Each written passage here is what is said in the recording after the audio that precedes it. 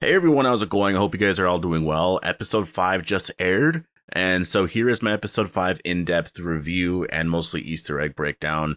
Last week I posted my general review, so if you watched that, that was just more of my reaction and general review of the episode. This is more of my in-depth review, a lot of notes and a lot of the Easter eggs that were mentioned in the episode. So I want to talk about all that. So obviously, before we go any further, this will contain spoilers for episode 5. So I hope you guys are all aware of that. But let's just jump into this. So in the beginning, we saw that there were wolves and saviors. That was a really cool mention right there. The wolves, if you remember, they were a group from season 6. The saviors obviously are the saviors, and the whisperers are just the whisperers. But it was really cool to see the wolves back. I thought that that was a really nice addition here because obviously that is one of the main threats that Aaron really remembers. And this dream symbolizes that Aaron is stressed out. And we see that a lot throughout the episode. He is really stressed out about keeping Alexandria safe and just whether or not to abandon ship. But obviously he doesn't want to. He says that in this episode, like, we're going to fight to keep this place alive. And he's like the only one who is genuinely,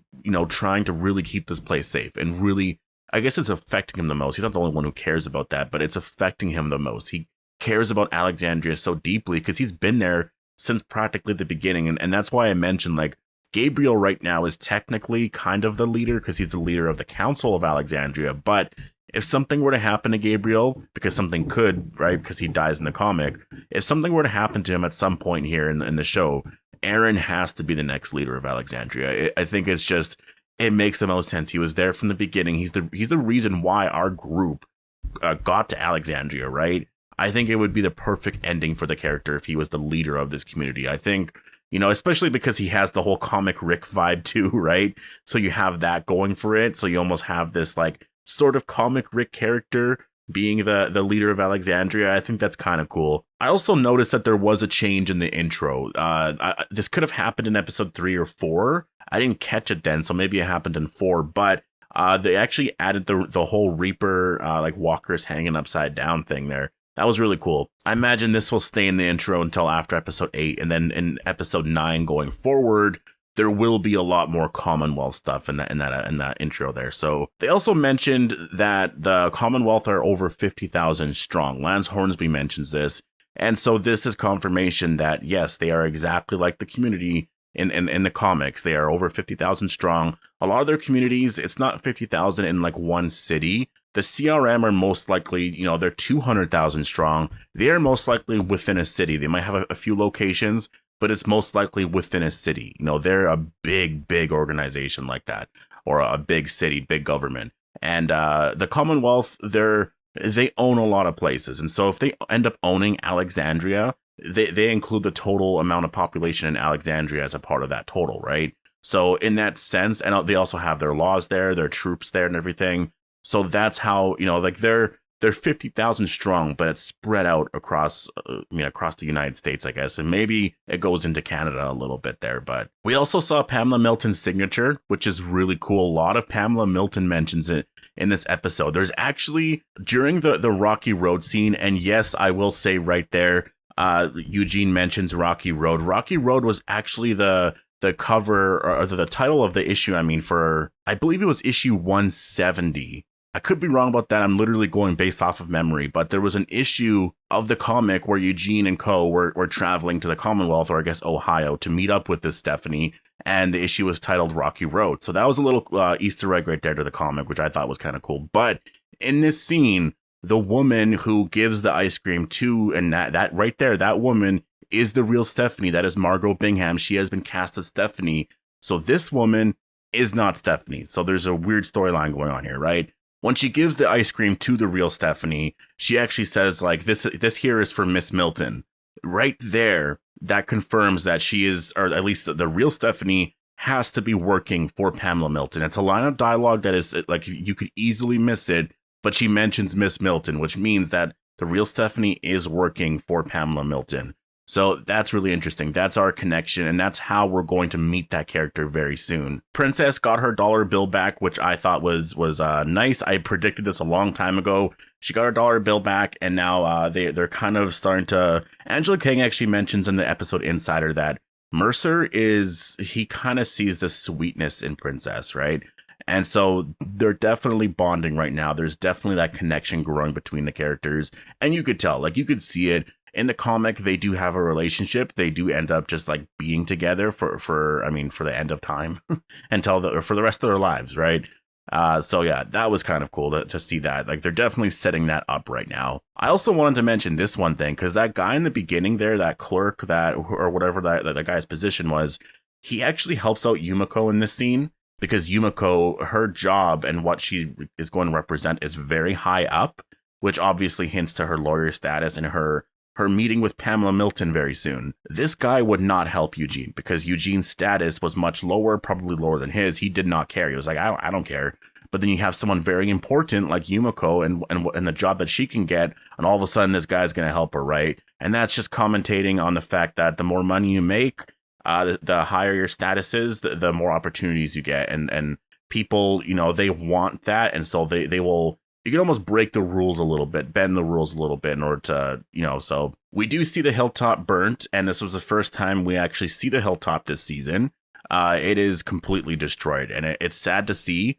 It doesn't seem like they're going to be rebuilding this place anytime soon. This could be a storyline in part 2, and I hope it is. I hope we don't ignore Hilltop for the rest of the season. I really hope that we spend a lot of time there. I know there's going to be a lot of Commonwealth stuff, but I love the Hilltop, and I hope that it's not ignored this season. And I hope it gets rebuilt, and I do think it's going to get rebuilt. It is a storyline in the comic. They are going to do it. It just might happen a little bit later. Jeffrey Dean Morgan's son is also in the episode. He actually plays this Walker here, which is super cool. I mean, obviously for Jeffrey Dean Morgan, he has to be so proud, right? To have his son on The Walking Dead. Like, I thought that was so cool. Judith is really struggling right now. She is really struggling to really live separately from her mom and dad. Obviously, she's known for a while like her dad's gone. So she was, she struggled with that still. But her mom's gone now. And so that's really hard on her. And she's having a really hard time. And like you have that board or the handprint deck board broken, and they're going to fix it. So that's good. But that just, what that symbolizes is just her family life, who she is being destroyed. And it's hard for her, especially because how old is she? 10, 11, 12? That's got to be rough. That's going to be so hard to deal with. But I mean, there's going to be a lot of stuff coming up very soon with Virgil that definitely, she already knows some stuff, but there's going to be a lot more here.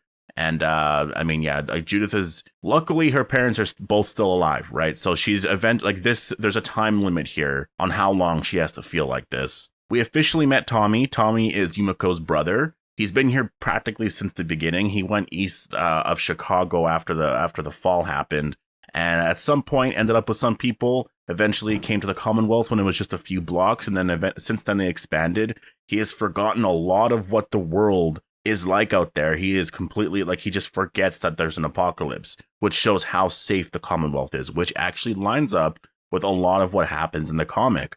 In the comic, at one point, it's 15, 20 years later, but Carl actually mentions that he hasn't seen a zombie in years, or a walker or whatever he says, in years, which is nuts. That is what, right? But Tomi is a baker, and that's obviously taken from the comic. That's a Lodi storyline in the comic, Michonne's daughter.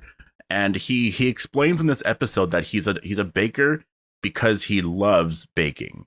And I believe that, before he was a surgeon, I don't think the Commonwealth knows that he was a surgeon beforehand. I think he lied about that because he loves baking and he wants to do something that makes him happy. And that's what he mentions to Yumiko. Like the apocalypse gave him something. This was the small gift that he got out of it. He can do something that he loves now. He doesn't like being a surgeon, I guess. Right. And so I'm really happy for him. So I wonder if they're going to find that out at some point in the future, because that would be pretty crazy. I mean, if you think about it, Yumiko did mention to one of the Commonwealth, or I guess the auditors of the Commonwealth, that her brother was a thoracic surgeon. So they know that. They're probably going to question him about that at some point soon. And his days of being a baker could be done, right? He could be charged with something. I'm not entirely sure how they're going to handle this all, but yeah, that sucks there. Obviously, Yumiko wasn't thinking everything straight, right? She had no idea he was a baker and stuff like that. So, and the last thing here, really, that obviously Eugene and Rosita, they were communicating. That was really cool, but there was nothing there in terms of Easter eggs that was really noteworthy there. It was just cool to see that Eugene, or at least Eugene, knows that the Whisperers have been dealt with, right? Connie, though, at the end, obviously that was a big tie into episode 6. they know that Connie made it out of the cave, and so how does that unravel? I guess we're gonna find out in the next episode, right? So anyways, I just wanted to say thank you guys so much for watching my videos. I really do appreciate all the support. I hope you guys enjoyed this review. I thought episode 5 was such a great episode. Honestly, I really enjoyed this episode, but I'm gonna leave it here. Post all your thoughts down below, your reviews on episode 5, and I'll see you guys in the next one.